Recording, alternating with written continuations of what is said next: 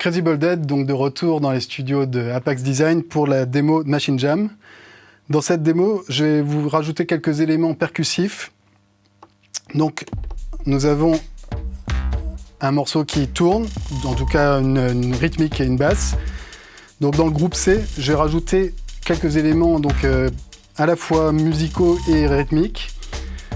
Donc, je vais aller dans mon navigateur, je fais Shift, flèche gauche pour retourner à la racine. Et dans les instruments, je vais choisir un son qui vient de l'instrument Prism, qui est un son donc, de la partie drums, voilà, c'est Bass and Drum, ça s'appelle. Et donc, je vais vous faire écouter à quoi ça ressemble. Voilà, c'est comme une petite percu. Et ce coup-ci, au lieu de la jouer, soit de la programmer, soit de la jouer à la main, je vais utiliser une fonction qui est sur Machine Jam, qui est une fonction aléatoire. Donc j'appuie sur Shift et le groupe E, ce qui est la fonction variation. Et donc là, il y a deux fonctions possibles, soit Humanize, soit Random. Donc je vais utiliser la fonction Random.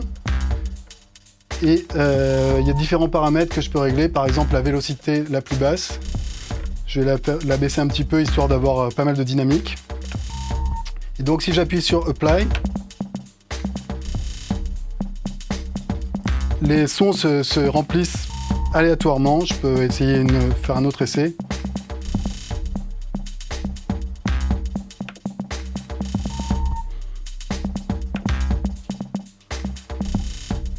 Voilà, une fois que j'ai quelque chose qui me plaît, je peux commencer à travailler mon son. Alors de différentes façons, par exemple, je peux changer les paramètres du son grâce à la fonction contrôle. Par exemple, je peux aller... qu'est-ce que je peux changer comme paramètre? Peut-être dans les fonctions de decay.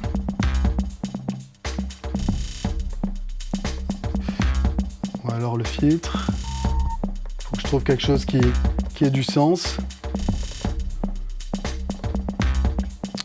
Voilà, je pense que ça doit être pas mal. Voilà. Donc quand je suis prêt, j'appuie sur Automation pour enregistrer une petite automation. Je vais essayer de trouver un autre élément à faire vivre un petit peu. Je crois que celui-là est pas mal.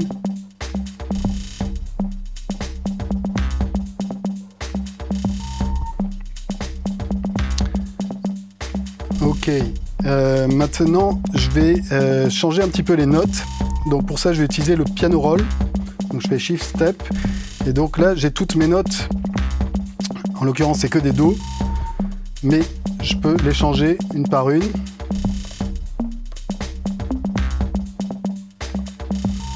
Je vais faire ça un petit peu au pif.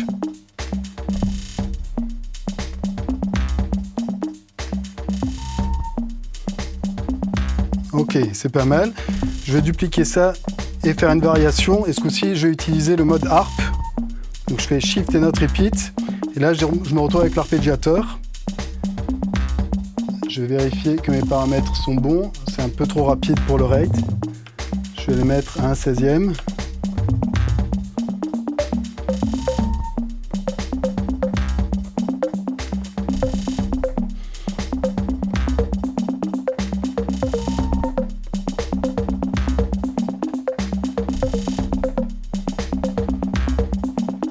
Ok, c'est pas mal.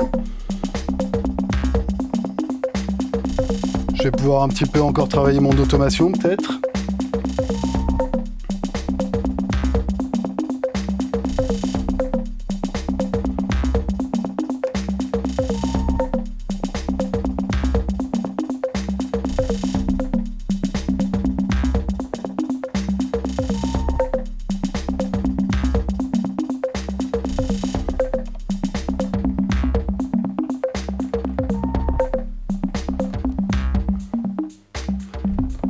Ok, ça va me servir de base pour continuer à construire mon morceau.